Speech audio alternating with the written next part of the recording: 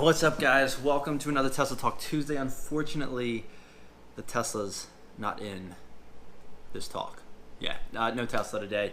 I metroed to work. I thought I was going to be taking the Tesla tonight to go somewhere. That unfortunately is not happening, so I'm filming this real quick because I got to go, and I'm not taking the Tesla, unfortunately. I know it's a little sad. But there is some interesting news still, so let's get to it.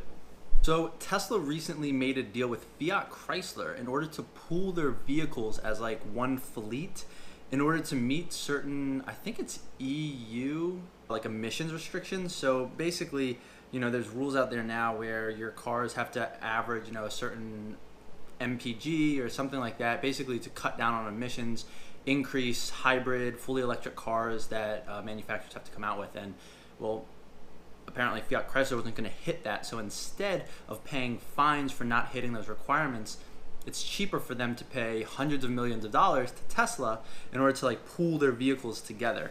So it's very interesting, but it's a way for Tesla to raise a little bit more money and stay afloat longer and keep their short sellers off their back. So very interesting that they're doing this, but I understand why. You need money. You need money. Also, in other news, Model 3s. So I guess after being on the road for a certain amount of time, Tesla's been able to see how it's been affecting the batteries, the drivetrains, and all that stuff. And well, I think a while ago I reported, well, I didn't report, but I talked about it on Tesla Talk Tuesday, that they were able to push the power output on Model 3s by like 5% or something. So it was a little bit peppier. Well, now they're actually increasing the top speed, I think, to 165 miles an hour because they're seeing that the battery can actually sustain higher peak like horsepower and torque, even at higher speeds for longer periods of time.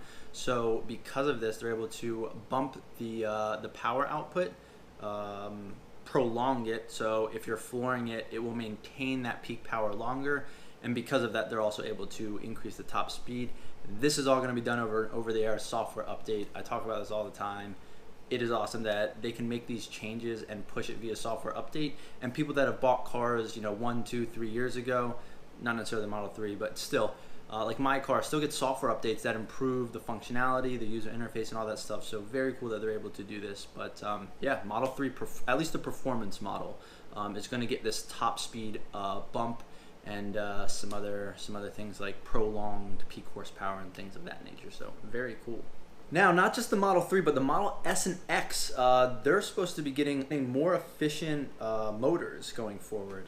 So I guess the Model 3 is already implementing this technology, I believe, and the Model S and X should also be getting this, which should also increase the range by, I think, a couple dozen miles. So they should get further range across the range of Model S and X's out there, but that's very cool that they're implementing these changes. I'm also hoping they're going to introduce some sort of refresh going forward. A lot of people think that they might implement the Model 3 interior in some ways in the Model S and X. I don't know if I'm all for that because I do like the current Model S and X interior, but we'll see. And still, something new would be interesting and fun, I guess. So more to come there.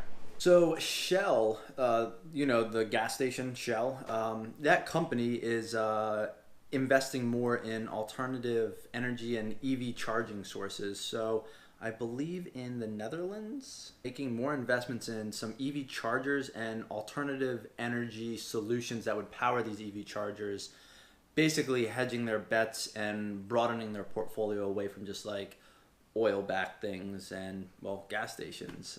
Plus, if we can start seeing electric chargers at Shell gas stations, that would be huge. If they could even add 1 or 2 at Shell gas stations across the US, that would be pretty sweet. So it'll be interesting to see how sort of the charging infrastructure takes shape in the future if some of these established gas stations, basically, BP's, Shell's, Chevron's, they start adding chargers to their gas stations because, well, not only does it help diversify their portfolio and attract EV vehicles, but when people stop at these gas stations, they go into the convenience stores and whatnot and buy other products. So if that's the case, it'll be neat to see them implement some EV chargers along the way. And well, it won't be solely reliant on you know, companies like Tesla building out the supercharger network, or companies like Volkswagen that, you know, are kind of forced into doing this Electrify America incentive, but still pretty cool that they're doing this. And even though they were sort of forced into it because of Dieselgate scandal, it's nice to see that they're building out the charging infrastructure, not just in the US, but in other parts of the world as well now. So seeing as how this is a very quick Tesla Talk Tuesday, I do apologize, but hopefully that was semi-interesting. Sorry the Tesla's not in the video, but all right, fine. We're gonna see the car. I mean, what's Tesla Talk Tuesday without the Tesla? She's a beauty. She's an absolute beauty. It's a little dark down here, but I mean, guys, she's looking fantastic as always. We'll give her a little, hey there.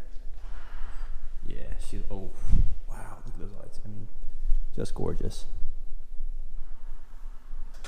All right, well, back to the Tesla Talk. It will be in, I think I'm doing a vlog tomorrow. Very interesting stuff, so check back. Something may have broken, may be getting fixed, and it may be the Tesla. We'll see. But tune back in tomorrow. If you guys are enjoying these videos, please like and subscribe. Well, until next time, guys, thanks for watching.